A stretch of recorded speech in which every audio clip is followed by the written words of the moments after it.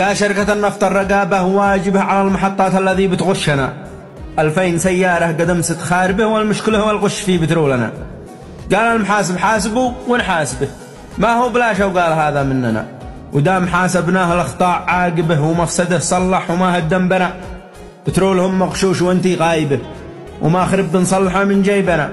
صحنا وقلنا الحالة امزت تعبه، ولا مدير النفط جاي ينصف لنا.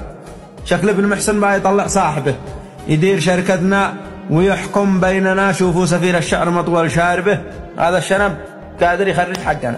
حي الذي جانا وما هو جايبه، حي الرفيق الجيد ذي بشربنا. اما مدير النفط لو عن ضاربه حيكسره كسار ضرب يداتنا.